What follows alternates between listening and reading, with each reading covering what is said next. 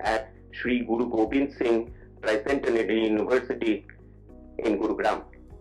The distinguished speaker, Dr. Arvind Gupta, a member of the Indian Foreign Service 1979 batch, is currently the director of Vivekananda International Foundation, New Delhi. As a stellar diplomat, he held several important positions, including that of Deputy National Security Advisor under Prime Minister Narendra Modi in the first term and subsequently Secretary National Security Council Government of India. Today, Dr. Gupta is going to deliver a lecture on an extremely significant and consequential topic named the Rising Stature of India as a global power in shaping the trajectory of emerging world order. In the contemporary area, as we all know, of global geopolitics marked by strategic alliances and also rifts, India stands as a beacon of hope in the context of becoming the voice of global south and negotiating on major global challenges with the global north. So that global south and global north dynamics is well handled by India. As one of the most prominent defense powers in the world, in conjunction with already one of the fastest moving economies, India's role and significance in determining the roadmap of emerging world order is not only paramount, but also well realized and recognized by the international community. Keeping this ground situation into perspective, I am sure that today's deliberations will immensely enlighten the audience, especially the students, to understand the complex dynamics of emerging global challenges and how India plays a critical role in addressing such problems. Some of the major areas of intervention where India is playing a very dynamic role is the Indo-Pacific area. It's a member of Quad. G20 has been the entire African community has given the full membership in the G20 Summit 2023, New Delhi, as well as the I2U2 and India, Middle East, Europe, the corridor. That is a very important agenda and one of the major foreign policy initiatives by Government of India. Sir, on behalf of the Faculty of Humanities, Social Sciences and Liberal Arts, I extend my warm welcome to you, Madam Gupta, and all dignitaries for your kind and gracious presence on this occasion. Thank you very much. Thank you, sir. Light is a powerful symbol of knowledge, guidance, and hope. With that message, I would like to humbly invite the dignitaries to come forward and light the lamp.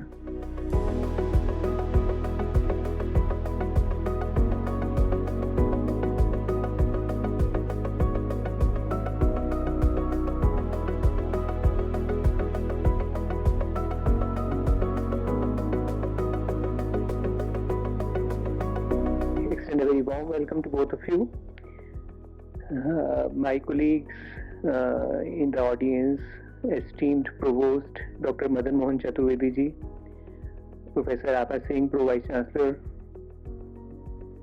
Professor Devashish Bhattacharya ji, whose brainchild was this program, and he has been after this event for a long time, and this is all because of his and his team's efforts that we could invite Sir to this event, and this is going to be a wonderful series, in fact, because जब आगाज बहुत अच्छा होता है तो अंजाम अपने आप ही बहुत अच्छा जाता है. तो ये सीरीज आई थिंक बहुत सालों तक कंटिन्यू करने वाली है.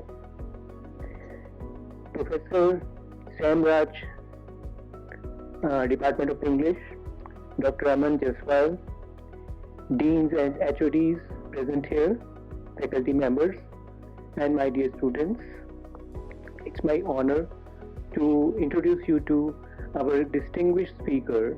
This is the first lecture in this series, and Dr. Arvind Gupta is a director of Vivekananda International Foundation, New Delhi. He was the Deputy National Security Advisor and Secretary, National Security Council, Government of India during 2014 to 2017. Earlier, he was Director General of the Institute for Defence Studies and Analysis, Ministry of Defence, New Delhi during 2012 and 2014. He is a former career diplomat. He has served in the Ministry of External Affairs and Indian missions abroad. many missions. He speaks regularly at the various Indian universities, military, paramilitary, police, diplomatic academies on foreign policy and national security issues. He has guided research students at premier educational institutions. He is a member of the Board of Studies of the School of International Studies at Jawaharlal Nehru University and has honorary academic positions at Punjab University and Andhra Pradesh University. Author of 5 books, his last book, Opportunity for India in a Changing World, was published by KW Publishers Private Limited in 2021. His book, How India Manages Its National Security, was published by Penguin India Press in 2018. In 2020, Sage India published a co-edited book with Anil Vadpa, volume titled India's Foreign Policy, Surviving in a Turbulent World. He has also co-edited with Arpita Mitra a volume titled Vasudev Kutumbakam, the relevance of India's ancient thinking to contemporary strategic reality. So from the biodata and the resume, you can judge yourself how distinguished he is, and he is the most appropriate person to launch this series. So with warm regards, sir, I extend a warm welcome to you and I invite you on the stage for your address. Thank you so much.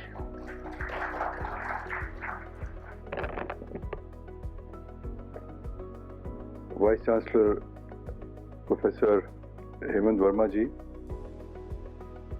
Provost Professor Madan Chaturvedi ji,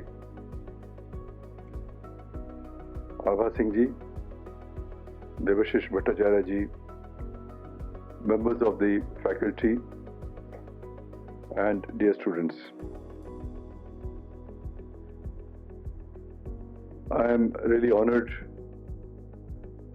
that you have invited me today to talk to you on a subject which is very topical, relevant, and I hope very interesting for all of us. The rising stature of India as a global power in shaping the trajectory of the emerging world order. It's a mouthful, but essentially it is a reflection of the changing times. 30 years ago, 40 years ago, when we were very young and we had just come out of the universities and looking for careers, and I had joined along with Purnima ji in 1979 in Mussoorie, the civil services. Did we think of Rising India? No. We were at that time in the midst of slogans called Garibi Hatao.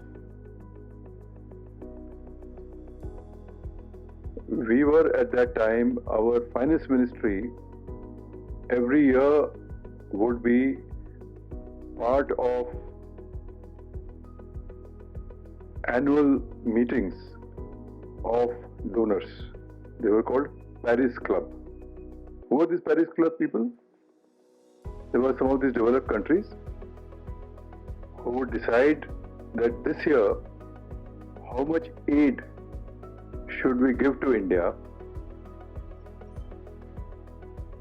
and to those meetings were invited our finance ministers, our finance secretaries, and there used to be negotiations कि आपको हम $4 million देंगे, $2 billion देंगे, agriculture में इतना देंगे, health में इतना देंगे,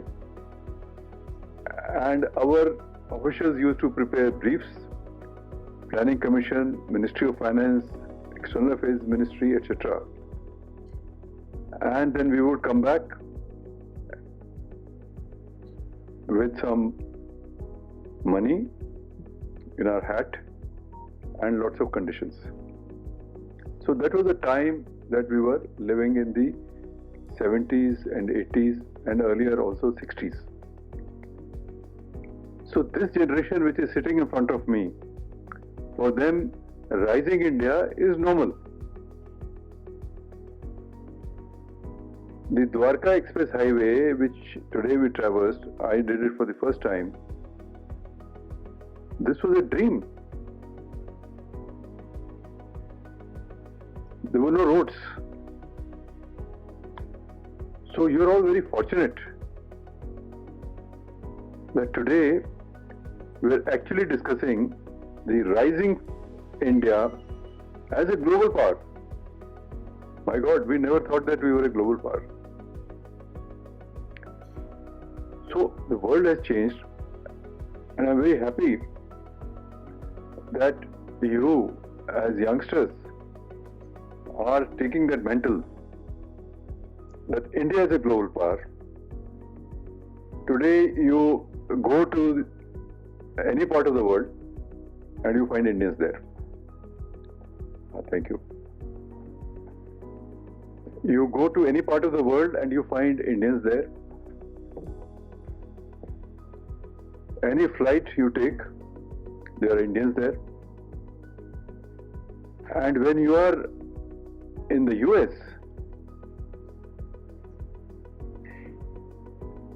in their establishment, in their top echelons, you have Indian origin people there. And we take it for granted. In the 60s, when I was a child, I remember standing in the queues to take a few kgs of rations which were coming from the United States as a donation because India was going through massive droughts at that time.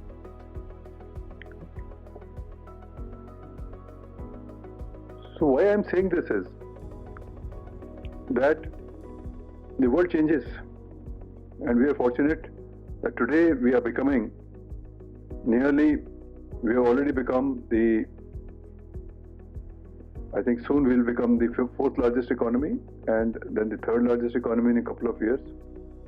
And then of course, someday we will probably become the second or first. That is, of course, you will see that date.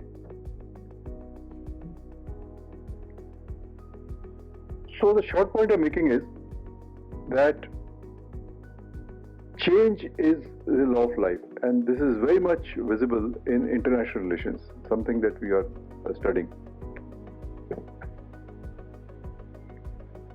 So what has happened in the last few years? Partly, of course, it is the result of our own policies, our own leadership, hard work of many people.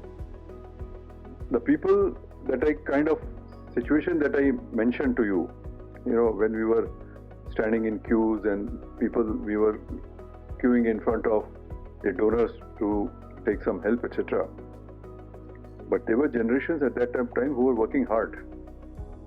So it is the work of those on which we have built this, and it is going further. And before that, if you go, we were not independent. And our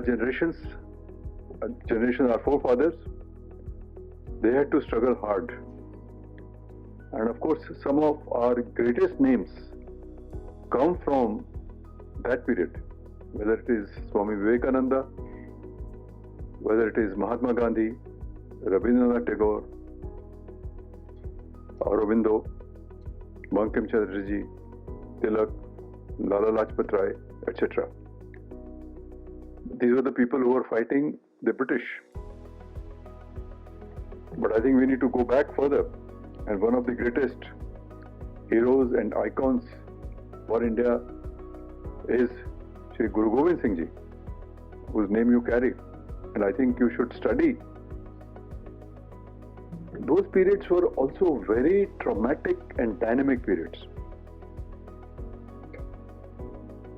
I saw on the way, I saw some paintings, etc. And I'm sure you are also seeing them every day. But there is a time to reflect. how the world changes, and the change is the law of life. Never take anything for granted. And that brings me to today's topic, the changing world.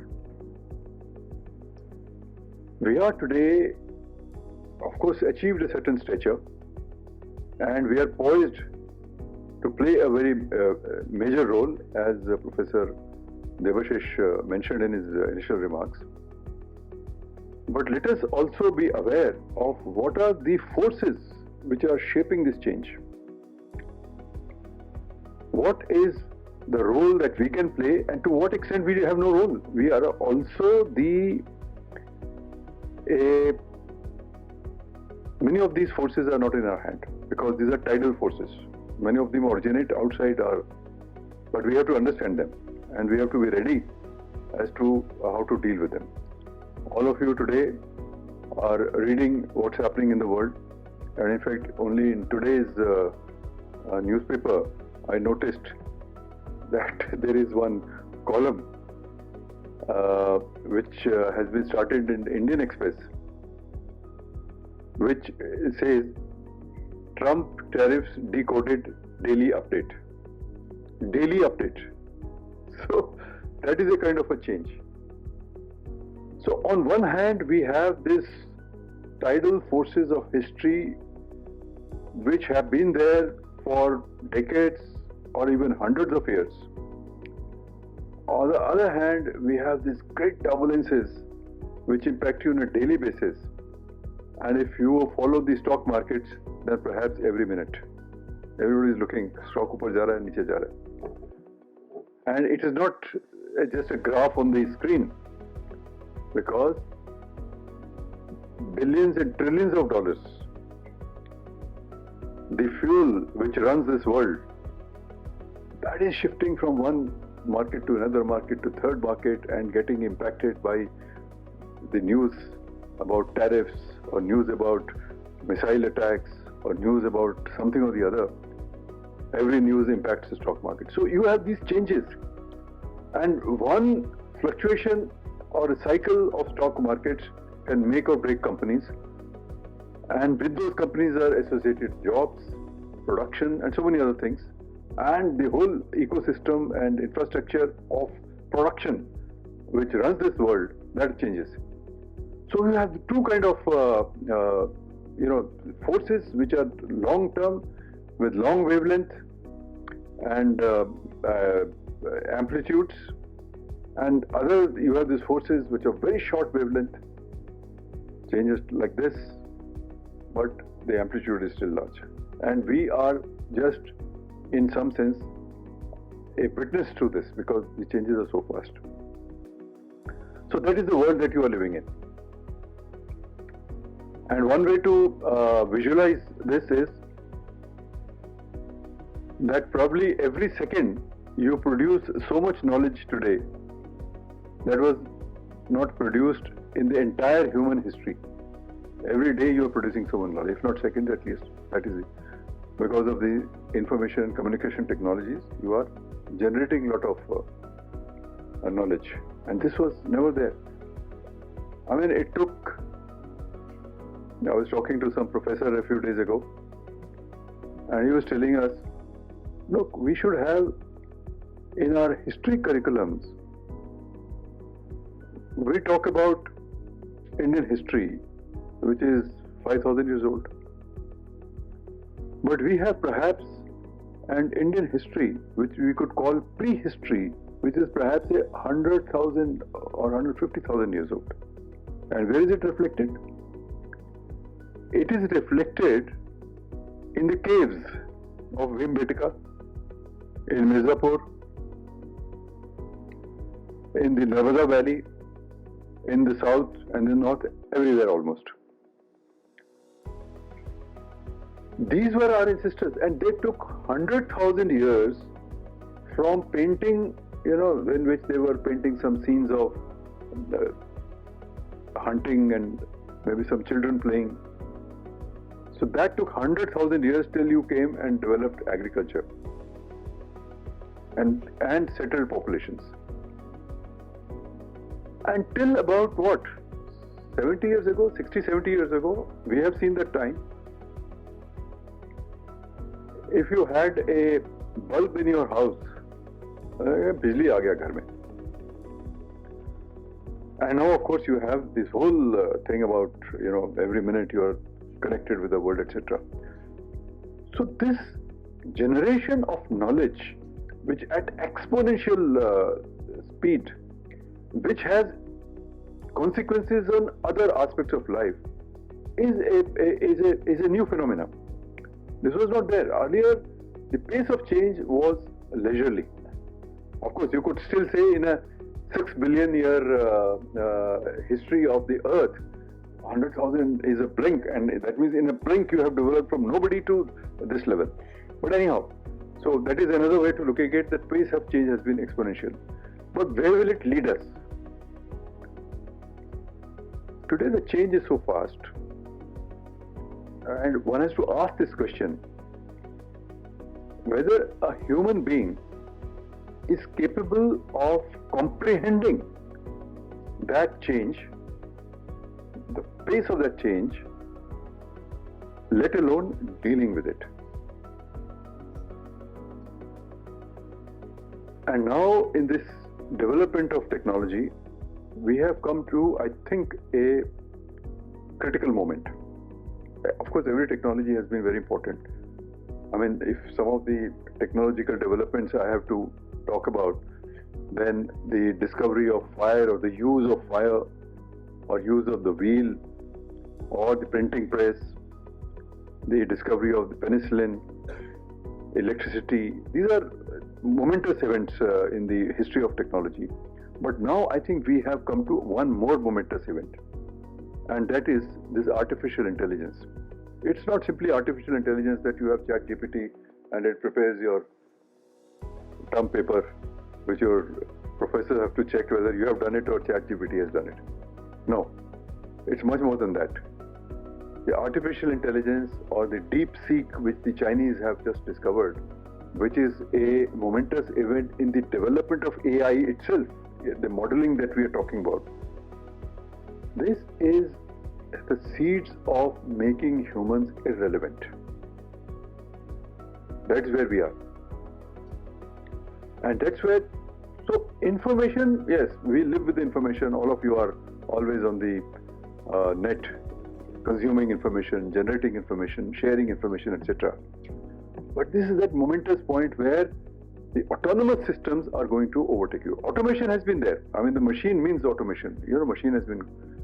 So now we do not know whether the kind of automation, which means when the humans become less relevant to decision making, that is the point we are reaching. So it will have huge implications, very many positive implications in the field of health and agriculture and so on. There will be very good implementation. But what about behavior? You deal with behavior. Already the behavior of a people is changing under this onslaught of these technologies.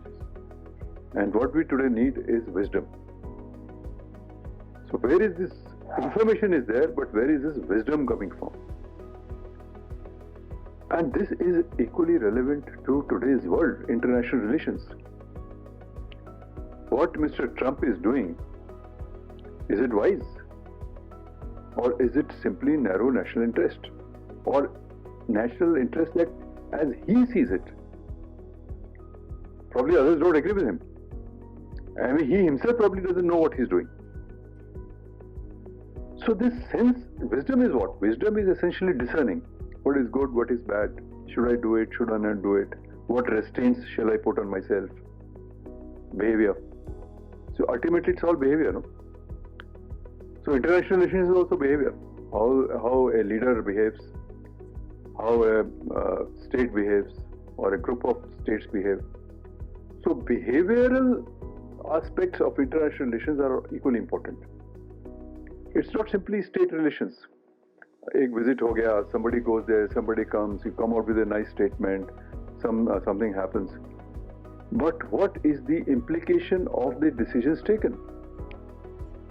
If Hamas attacks Israel, which is a terrorist attack.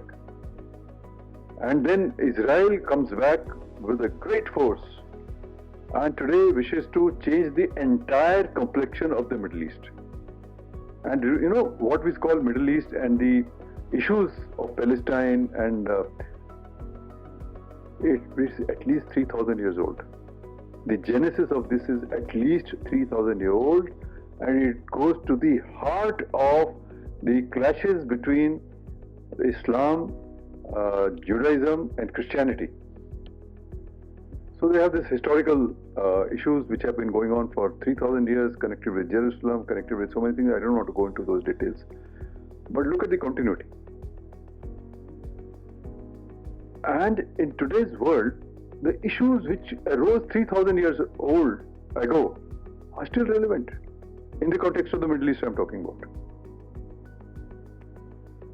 So it's not easy to understand why a certain person behaves in the way they are understanding. And under the impact of technology, it becomes even more difficult. Because technology itself is now taking decisions and making the humans less relevant, if not completely irrelevant. So this is the kind of a world that we are in. I mean, this is just one aspect of it.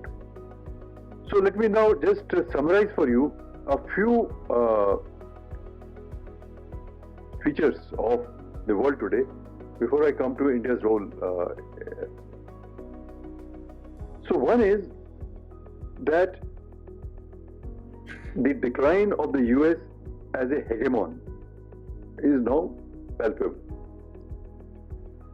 The US and its allies after 1945, when they won the Second World War, they decided how the world would be. So they made these institutions, the World Bank, IMF, and somewhat later the WTO, etc. They told you that human rights are important, democracy is important, free markets are important. This is how currencies will be. So they set up the rules for the world. That's what we call the rule-based order. But these rules, they have served us well in some ways, because at least the jungle Raj which was there, but it had one big fatal flaw, that it required a hegemon to enforce those rules. It was not called an hegemon. It was called the UN Security Council. 5 people who won the victors of the Second World War, they placed there. They say, हाँ, आप लोग democratically run कीजिए, but veto मेरे पास रहेगा. So if I don't agree with you, I will veto what you have to say, and you give me. I will manage the security for you, and you do your cultural thing. Your UNESCO. All this looks very nice, and of course many people benefited because not everybody had that power to do it. Ultimately, it was a power game. Now that power game is changing. The hegemon, the US, which the Second World War was won because of the US power. The US came to the help of the Allied powers, at that time Britain and France, and against Germany and Japan there in the Asia Pacific, Indo-Pacific. So they won the war, and they set the rule. So 45 countries got together in 1945 in San Francisco and said, here is the UN, this is how it will run, please sign the thing. And 45 people came and signed the thing, and now there are 195 countries.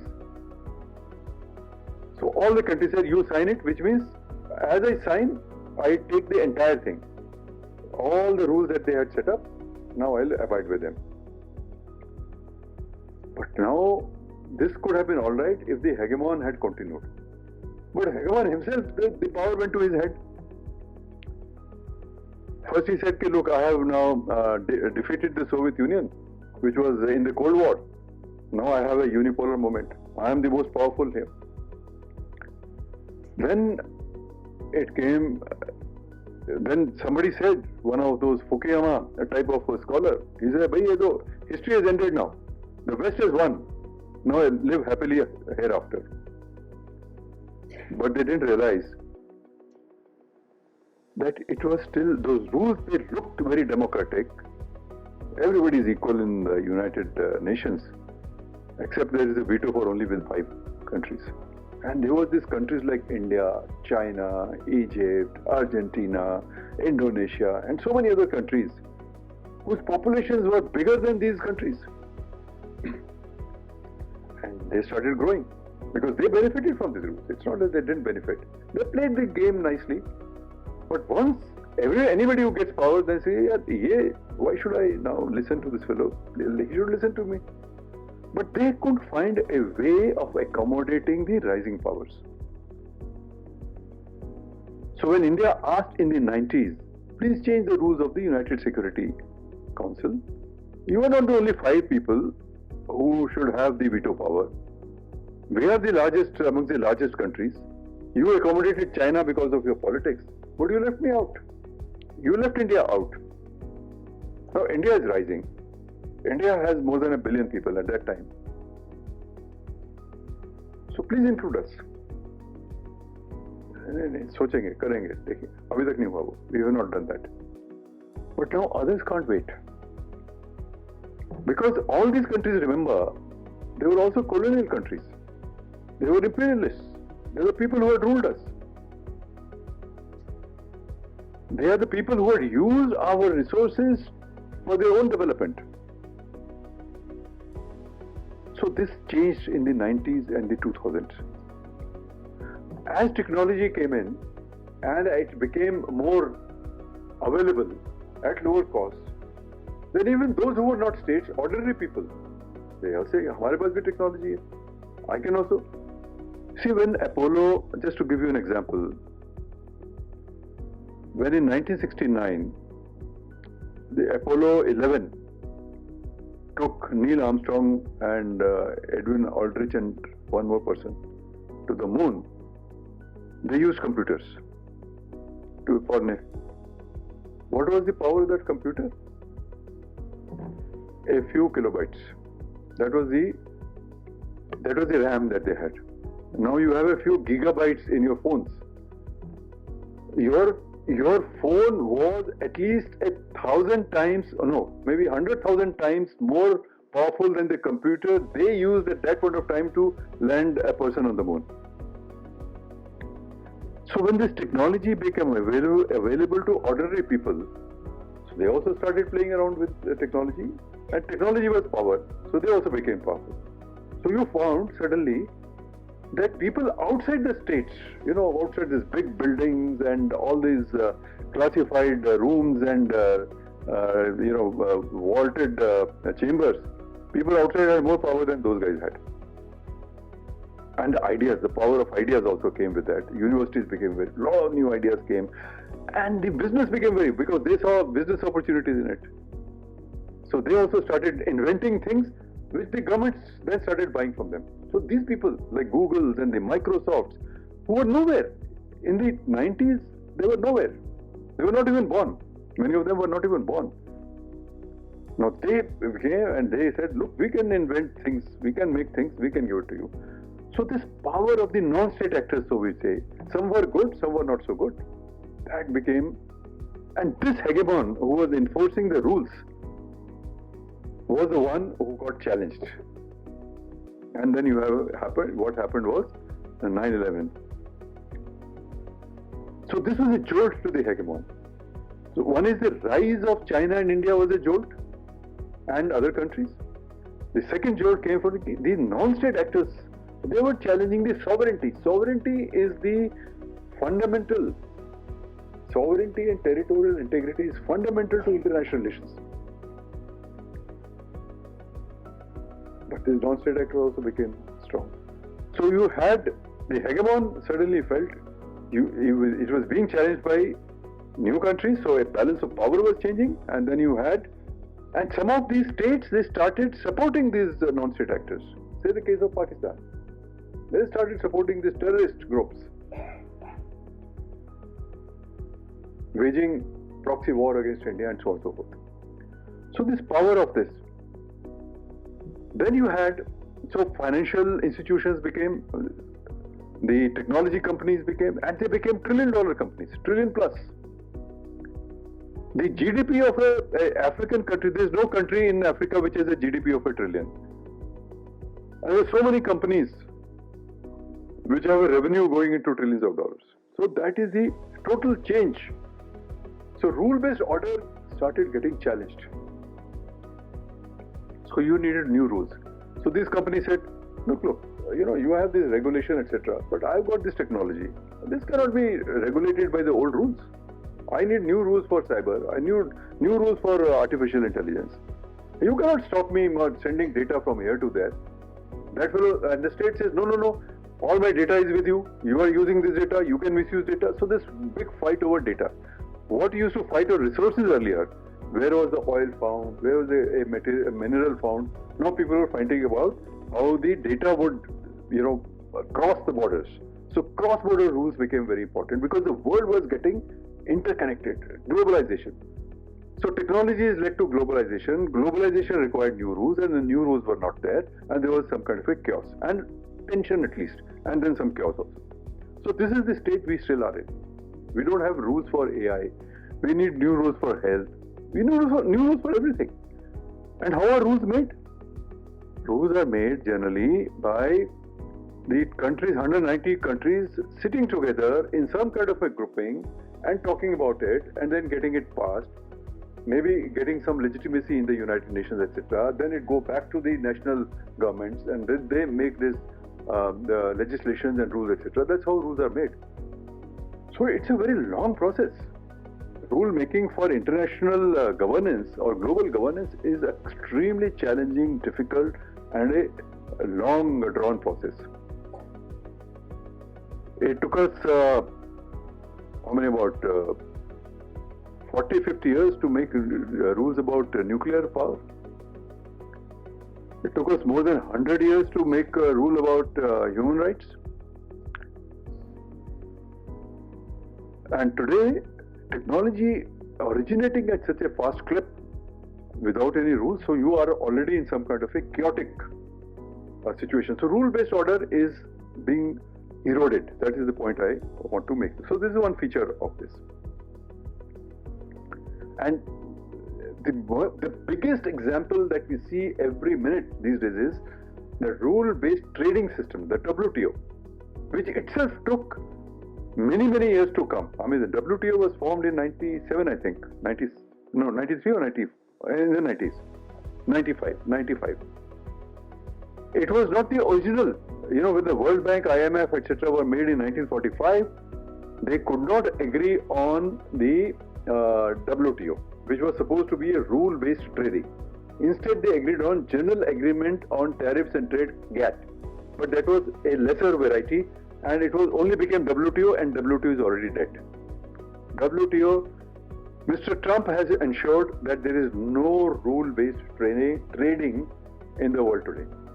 So, what was globalization, which was bringing on the barriers, bringing on the tariffs, increasing the connectivity, and letting goods and services pass, etc., that is an era gone in the last 2 months.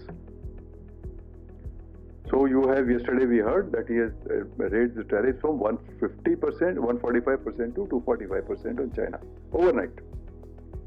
This I only came to know last night. And now, of course, China will react, and the whole world is reacting. So trade war has begun. So wars begin when there are no rules, right? When rules are violated, the wars begin. So we have another war. War doesn't necessarily mean the blood will losing out or people will die. That can also happen, will happen probably. But the rule-based order is gone. But the larger issue here is, it is the globalization which has gone. Globalization has lasted only about 25 to 30 years, the globalization as we see it. There was a huge hype about globalization, but 2007, when the global financial crisis struck, and this again originated in the same places who were the champions of free trade and so on, USA. Because there the smart Alex, using the computers and new technology, said, कोई बात नहीं, अगर एक आपका loan खराब चला जाता है, the liability we can slice into 1 million pieces. Not one person who is responsible for the bad loan. Supposing you've taken $1 million, but this $1 million which the bank is now not able to get, he will sell it to some other suckers in $1 each. So 1 million people. So his responsibility is gone and divided among 1 million people who have taken some loan for some mortgage, etc. And the liability gets divided. So this is the great minds who worked, and they completely nearly destroyed the global financial system in 2007, 2008 or 9. So the first shock came at that point of time to globalization. The second shock came during the COVID. Everything got disrupted. All supply chains gone. All this great hoopla about supply chains being, everything just in time, things will pass very quickly, and the car will be assembled, the phone will be assembled, dispatched to 20 countries, thousands of IPRs, etc., all combining, and these banks will fund it, money will come from the stock exchanges. So this great interconnection that took place, which was probably the height of globalization, overnight, the entire economy came to a grinding halt. Everything stopped, and then people realized globalization meant all the global supply chains were passing through China. So now we are saying, let us have resilient supply chains. What does the resilient supply chains mean? We say, no, it should not just remain concentrated in one country, which is in this case China, but it should be there everywhere. It should be some in India, some in Vietnam, some in Bangladesh, etc. So they're trying to do that, but whether they will succeed or not succeed. So we are into a new phase. And Modi ji did say some years ago that we need globalization, but we need globalization with a humane face. This is the first time I saw the humane thing coming into the fintech. कोई fintech में कभी human नहीं होता. Bank में जाइए तो आपको अगर if a loan is bad, they will simply, they take collateral, they will simply take your property, ज़ब्त कर लेंगे. So now we are in a new phase, hegemon weakening, globalization becoming globalization or newbalization, I don't know what name you want to give it, re-globalization. So many words, resilient supply chains, but essentially we are in an uncertain period. We don't know how. And during this period, China did one thing. It took control. It had a certain strategic thinking. Way back in the early 2000s, it realized the importance of critical minerals. It's not that it was not done. In our government of India, and she was part of that, they were thinking of critical minerals at that time, but we didn't do anything. But they did something. They took hold of critical minerals in Africa, Latin America, started investing there, bought all the supplies, brought them the processing technologies were brought into China, and today 90% of critical minerals and rare earths, which are absolutely essential for your electric vehicles, solar panels, aerospace and defense industry, etc., it's all made in China. So they took control of it, we didn't. And so many other examples of that nature. So we are now in a restructuring of our whole global economy. So that's the other feature that we have. The third, I would say, in the security field, the military. And here, the biggest example is that of Russia-Ukraine war. If I recall, there has been no war since 1945, when the Second World War ended, which has lasted as long. Russia-Ukraine war. Military, straight military conflict. Still going on. We don't know the exact figures, but I'm told it's already crossed, casualties have already crossed 1 million. And it is a reminder of the First World War. What was happening in the First World War? The First World War, which was fought during 1914 and 1919, 5 years, was also called the trench warfare. What was trench warfare? In the killing fields of Europe, what is today developed Europe, and where, by the way, this war is also being fought, in the same area. They had dug trenches. So the soldiers used to go into the trenches. There used to be trenches of the opposition. There used to be some barbed wires, and they used to fight with each other to take control of a trench which is about half a kilometer this side and half a kilometer this side. And they used to lose thousands of people in that charge. So in this trench warfare, which did not see much exchange of territory, for millions of lives were lost. And it was brutal. It was absolutely brutal. The same almost trench warfare, which you today call a drone warfare, has returned. Russia and Ukraine, for the last 2 years, Russia first went in a big way and took charge of Donetsk, Luhansk, and Kherson, and one more republic. But now they are dug in. The amount, last 1 year, the movement on the front has been only a few 100 meters this side or 100 meters this side, but every week they are losing thousands of people. Both sides, casualties. So we are back. It's amazing that in 21st century, 100 years later, with so much of technology, you still have wars which are claiming millions of lives. And the war is not ending. We do not know how the war will end. So this brings me to the technology into warfare, which is the military part of it. Please let me know when I have to stop, because now I am not to my script. How much time do I have? We have another 15 minutes. 15 minutes. Okay.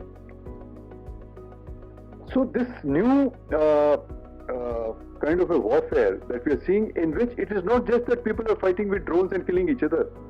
This war is being fought in a multiple fronts, backed by space warfare, which is happening, which is the surveillance, cyber warfare, which is there to attack your critical infrastructure, economic warfare, which is to wipe out your industries or choke you with the financial sanctions.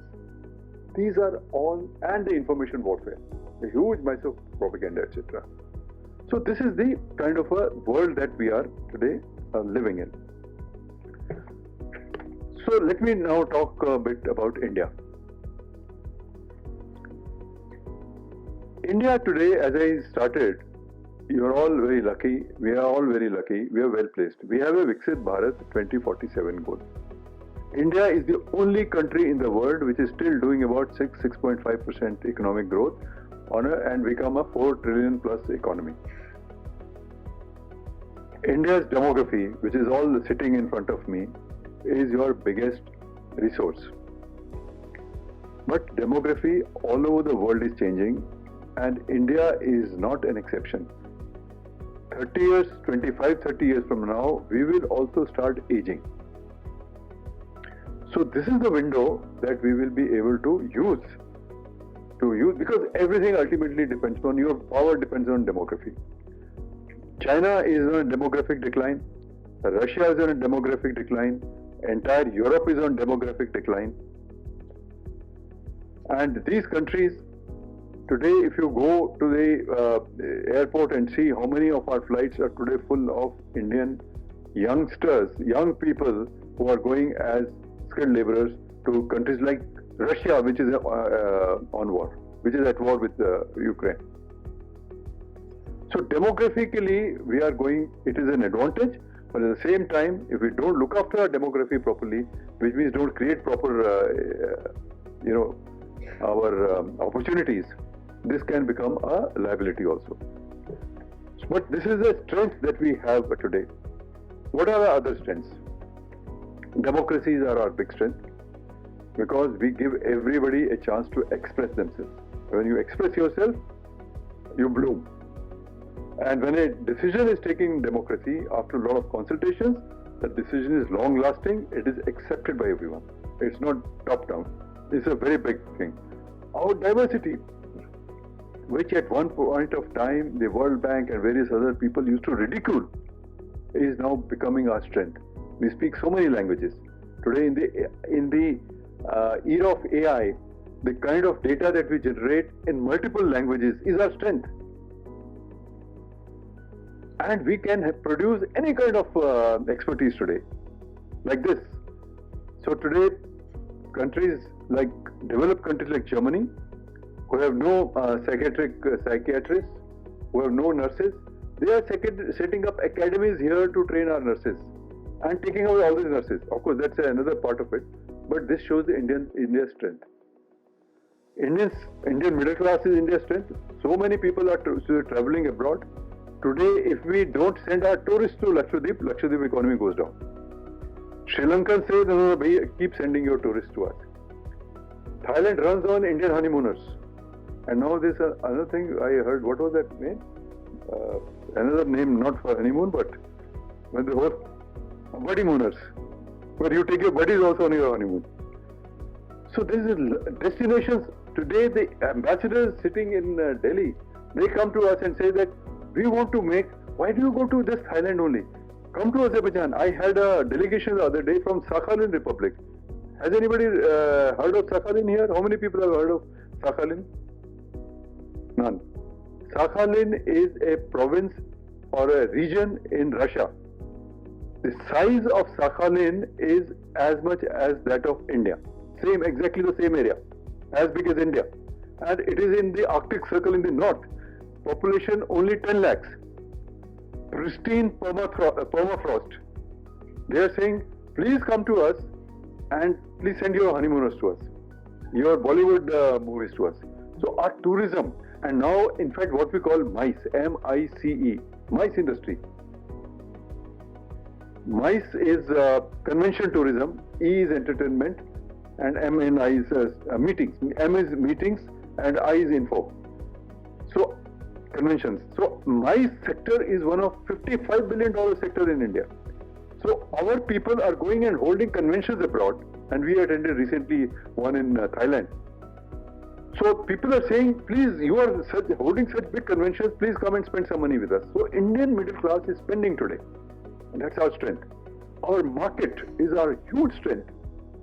Today, when the tariff turbulence is, people are looking to come to the Indian market and sell their goods here. It might lead to dumping, but today, Indian market is your strength. So Indian democracy, Indian demography, Indian market, Indian leadership, Indian tourism, India's landscape, everything is your strength, frankly. But you have to work on it. It's not a given. Nothing is given in this world. You have to work on it. So these are our strengths, and we are well placed to deal with the turbulence that is coming here. You see, Indian youth, you talk, nobody is worried or bothered. That slogan of don't worry, be happy really applies to the Indians. It is good, but I think we also to be a little careful, because so that we don't take things for granted. So we are today being approached. See, I was speaking to a South Korean yesterday. They said, we are scared. We are scared of Trump. And we say, nahi, koi baat nahi, scared kya hai, kar lenge. So that's attitude. Hum kar lenge. What was earlier considered to be our weakness, chalta hai, jugaad, kal dekh lenge, agle janam mein kar lenge, koi baat nahi. You know, that I think is our strength today. Because in a turbulent world, otherwise how do you do it? We are shaky. If you are facing a lot of problems, first thing is to take a pause, close your eyes, take a long breath, remember your God, and you will be recharged. I think this is very sort of cultural with us. So we are not very easily, because we have a 5,000 years long history. We have seen these turbulences. So that is our strength. So our culture, our civilization is our biggest strength. Number of languages we speak is our tremendous strength. But we have to build on that. So today, as a result of this, We have followed, in the foreign policy, followed a policy of strategic autonomy, multi-vector engagement, as a champion of the voice of the global south, advocating reforms of the multilateral system, participation in influential regional platforms like G20, BRICS, Shanghai Cooperation Organization, Quad, I2U2, IMEC, INSTC, Chennai-Vladivostok Corridor, so many connectivity projects. Everywhere India is sought. International Solar Alliance, One Sun, One Grid. So many initiatives that have been launched. India is there everywhere. And India is giving positive ideas. Our Vasudhaiva Kutumbakam, which became the overarching theme of G20 meeting, was a game-changing moment in India's foreign policy. Suddenly they realized, people, and getting Africa Union into G20, suddenly people realized that there is an alternative framework to look at the international relations, which is this connectivity, taking everybody along, and not of the international relation, the kind of me versus you, us versus them, the other. That kind of a thing is not, that leads to only conflicts and wars and tensions. But here is something of caring and sharing. A globalization with a human face. These ideas are coming forward today. And I think that is the strength of a policy. And as a result of all that, India's stature in the world has risen because we have positive policies. We are focusing on collaborations and cooperation. We are non-confrontationist, non-aggression, taking everybody along. And as Modi ji said, right in the face of Putin, that look, Russia-Ukraine war must be resolved through dialogue and diplomacy. That was a very courageous statement to make when there was a huge pressure on India at that time from the West, from America, Biden and others. You take our side because Russia has committed an aggression. You take our side against Russia. Otherwise, there would be sanctions on you. That was the underlying threat. But he said, no, we will not take sides. We are not for this war. We want UN Charter to be respected. But there has to be a resolution of these conflicts through dialogue and diplomacy. So this has come into our foreign policy, which is a very big thing. Of course, as I said, challenges for India, and there are many, and we should be aware of them and not underestimate them. One big challenge that we have is the instability in the neighborhood. Bangladesh, Sri Lanka, Maldives, Pakistan, Afghanistan, Myanmar, Indian Ocean, many countries. These are all because we are linked with them. That is one part of it.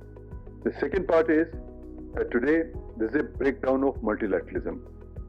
New rules are not there. It's become dysfunctional. So that's also a challenge. Then, as I mentioned, dominance of large technology companies. They are the ones who run the agenda. They will come and give you a product. They will ask you to follow certain rules, etc. And they breathe down your neck, etc. So you have to develop your capacities and capabilities to deal with this. And finally, I would say that we also have to keep our domestic situation also in mind. India is, as I said, diverse country. Diversity is our strength, but diversity also produces a lot of challenges. The center-state relations, they have to be nurtured properly, because today we are seeing there is a gap of growth between the southern states and the northern states that can lead to some problems. The social stability is also very, very important. The quality of politics, that also has to be very important, because ultimately all our policies are going to be made through these electoral processes. The use of money in electoral politics, I think that is something that we have to, because a lot of our policies again. So there are many issues. That's a separate debate altogether. But for any country, the internal policies are also equally important. So foreign policy does not work in vacuum. Foreign policy, our diplomats can do wonderful if they are backed by domestic strengths, good policies, good leadership, and of course a professional class. If we have that, but I think we are doing reasonably well in all these areas, and that is why I am very optimistic that India, which has already come this far, will continue to make an important contribution, and this will match the Indian contribution to world thought and culture, which was there for a millennia. I do not know how many of you know, till the 17th century, India accounted for 30% of the world's GDP, global GDP. China accounted for another 30-40%. Two countries, India and China, they accounted for 70% of global GDP till the 17th century. Our decline began when the colonizers came here. They came here simply because we were the richest at that point of time. But we neglected some parts. We neglected our security. So security and development have to go. And these figures that I'm giving you are not my own. These are very famous economist, Angus Madison, who did OECD study, and that's where they came up. And we should all be aware of this. So I think we are basically recovering our place in the world, but the window is short. Window is next 10 to 20 years. That's it. Because the global forces, the plates are moving. The plates are moving, and we do not know what results this will be produced. Last 1 century, if you see, there have been many upheavals in the world, and they impact everyone. The global hegemons have come and gone. Now it's the turn of India to rise, but we have a very big challenger right on our borders, that is China. We have to deal with that, but we have to build our own strength, and it's these young people who are sitting here who can do it. So take a broader view of the world, root your thinking in civilizational thinking, have your icons from your historical past, like Guru Gobind Singh, and in this information, seek wisdom. And wisdom you will not get alone. Identify some gurus, your professors, your teachers, your elders, and seek some wisdom from them. And then you are on a good wicket. Thank you very much. Ideas and meaningful reflections among audience, especially the young learners present over here.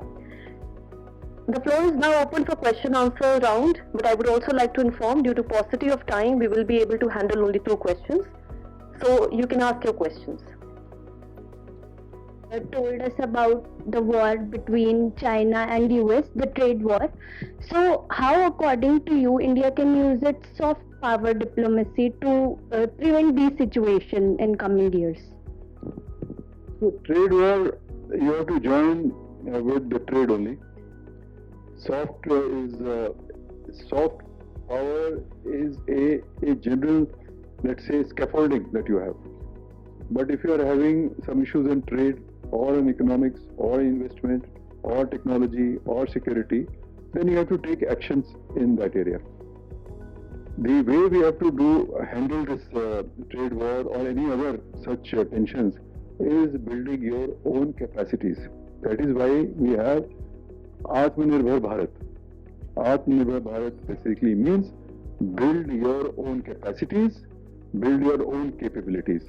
So today, all your focus should be on building your own capabilities and capacities in various fields. Thank you, sir.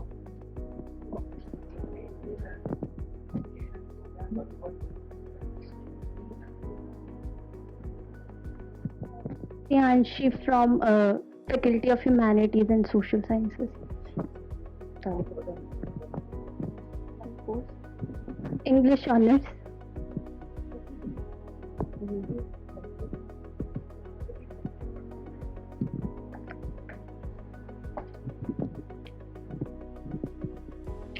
Good morning, sir. So this is Arpita. So my question is, sir, as you were talking about learning, so my question is, do you really think that hands-on learning or learning in a practical or scientific way would be very useful for today's generation, as they would be really invested in it with experiments in practical way.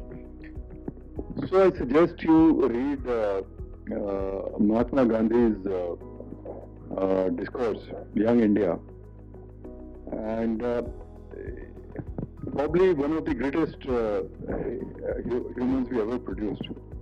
And he came out with it was called New Talim, New Education. And he was of the opinion that it is hands-on learning which is experiential. That is the most important part of learning. That doesn't mean that books don't play a role, but books have to be supplemented with experiential learning through experience. And if you look at the India, as you know, India produced so many rishis, so many great thinkers. Where did they learn? There were no books at that time. They would sit in a forest, they would meditate over a thing, they would run their own gaushalas, they would run their own gurukuls, and they'll produce knowledge of such level or such depth that even today we cannot do that. So in Indian system, it is the experience which counts the most. What you experience. But today, since we have the tools and the technologies available, that can help. But it doesn't replace the experience. So hands-on learning by experience, learning by doing, that is evergreen method of learning. Sir, one more thing, may I ask? Yes, please. Okay, so at your time, like there were not very advanced technology, like 1979, as you were saying, you studied at that time. So when you were having ideas and all, so how you used to showcase it to your professors or with your friends? I remember the best way that we used to showcase our ideas was making a chart and putting it on the school wall. But more important is, you used to discuss. It is not a question of showcasing. If you are a part of a team, if you are part of a network, if the teachers are engaged with the student, the teacher says, student says something, the teacher appreciates his idea, it goes forward. So today we have technology to showcase. You can, make some nice video out of it, and you can send it to all your friends and so on. That's okay. But that aha moment, oh, I got something new, that only comes from your experience. Look at how Newton, for instance, got his aha moment, eureka moment. That was Galileo, when he was sitting in a bathtub. So showcasing can be done in so many ways. But it is what you are thinking and what you are experiencing and how you express that is more important. So tools of technology today are extremely powerful. I remember if we had these tools of visualization. Today, for instance, on a computer, you can easily generate a 3D picture. So if some of you are studying mathematics, for instance, if you are doing, let's say, infinite series, and you are trying to get a 1 by 2 plus 1 by 3 plus 1 by 4 plus 1 by 5 up to infinity, what exactly does it mean? Today, these can be very easily converted into some nice visuals, 3D visuals, which can give you a very... So, I think we should use these technologies. Thank you, sir. Truly been a privilege to listen to you, sir. Thank you. May I now invite respected Pro Vice Chancellor Ma'am, Professor Dr. Abha Singh, to deliver the valedictory address. Dr. Arvind Gupta ji, Director, Vivekananda International Foundation. Madam Purnima Gupta ji, retired from Indian Economic Service.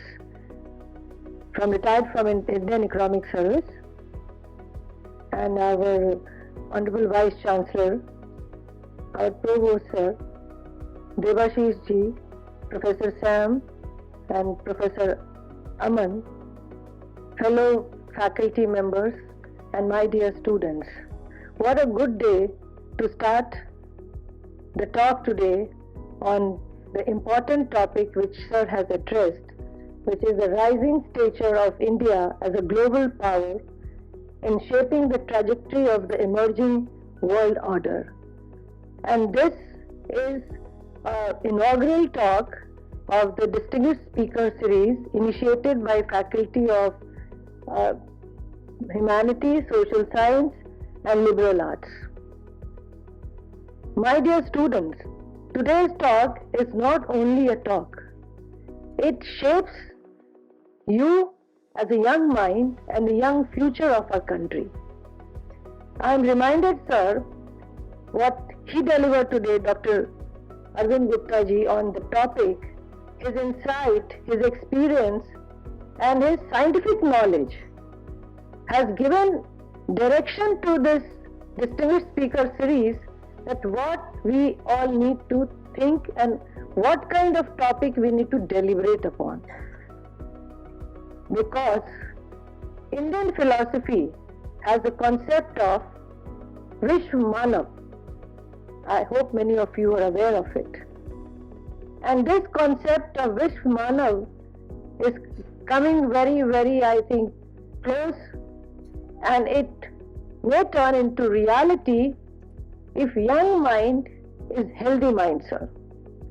If you see the data of mental health, being from the psychology background and behavioral scientist myself, I think I must inform the young mind as well that the data which I keep gathering from the Indian Statistic of Mental Health and WHO, it states, as per WHO, the recent one, the economic loss due to mental health condition between 2012 and 2030 is estimated at USD 1.03 trillion. So imagine if we are going to become a global power, where all we have to work and how we have to work. As a university, as an organization, as a nation. What Sir highlighted, I really agree on that, the behavioral aspect. When you have any international relations and global power, how do we manage ourselves? And as a psychologist, I keep saying, personality is what you say, what you don't say. So this emerging global power has a lot of challenges. And if we want to become a superpower, global power in the international arena, we all have to work hard. And it's the data which was shared in this morning today, we all heard from Sir, that how it is very, very, I think, it shows us very good picture, and very, I think, there is a data along with it. It's not only the good picture, it's the data supporting us. But if we want to sustain, we need to look at these aspects as well. As Sir rightly mentioned, I have learned today, and I always agreed on this point, and today you have confirmed me, Sir, that change is a law of life. As a psychologist, when we say people don't understand, but as a person who has lived many, I think, experiences and holded many important offices, I think it's true. My dear students, please understand this. Change is the law of life. But when it comes to change, it gives a lot of stresses to us. I don't know why. That stress, if you ask me as a behavioral scientist, why we are stressed? Because we don't want to change. So simple formula for not having stress is just flow with that change and create something new and have an eureka moment, and then again I think we will be moving and marching in the right spirit. To end this, I would like to thank the Faculty of Behavioral Science and Humanities and Liberal Arts faculty under the leadership of Dr. Devashish Roy, that you have taken a right step and in the right way with the right approach. Today we are having a galaxy of speaker here. First we started with Dr. Arvind Gupta and Madam Purnima ji with her presence, she is making an impact, and I am sure Provost Sir is giving us a blessing to take it further to next step, and our Vice Chancellor always there to guide us and take to the next level all these talks which we are going to organize in seminars. So my dear students, let's give a big hand to our guests and our delegates and faculty and yourself. This talk was possible because you were there with us. Thank you all. God bless you. One quote of Swami Vivekananda is right to say right now is, you all must have heard this, is nothing new, most famous and inspirational quote for me. So I thought I must share with you all. Arise, awake, and stop not till the goal is reached. So I think we all have responsibility to take it further. Thank you all. God bless you all. Men and my dear students, what a morning come afternoon it was. A platform of knowledge exchange which academia is all about. We had with us Dr. Arvind Gupta, ma'am, who enlightened us and enriched us with an array of knowledge. And when Sir deliberated on the motion, the Rising Stature of India, he's proved us that the tangible presence of India's rising power and its shaping in the external projection is as pure as gold and as real as the ground beneath our feet. Now, a couple of years back when I was doing my PhD, I was situated with my colleagues and they asked me that, what international relations theory do you associate yourself? Are you a realist? Are you a liberalist? Are you a constructivist? And looking, as Sir very rightly pointed out, that a couple of years, 10 years back, we were fighting on the demons of poverty, which we still are. However, we've moved a long journey ahead.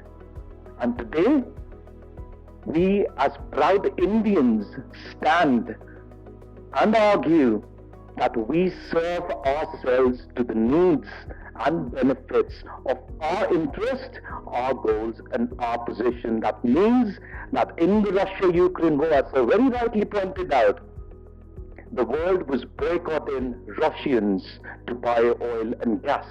However, under the leadership of Prime Minister Narendra Modi ji, we told the world that it serves the interest of the Indians to get the gas as it is economically viable to us. And why shouldn't we? And we did that. And we used the same gas to sell it to the Europeans at a currency which is rupee. So we are not left, right or center, but we are what serves the interest and the emotions of this nation and of the people of this nation. And that is the rising stature of India as a global power in shaping the trajectory. And with this, I'm humbly pleased to, under the leadership of our Dean, Dr. Bhattacharya sir, to start this lecture series and come up with the dominion of the rising stature of India and tell the world that we are Indians and we do not need to be told how to run our country by people in the West, because we've been doing it for a long time and we will be continuing to do it in the future as well. Thank you so much, sir, for once again coming.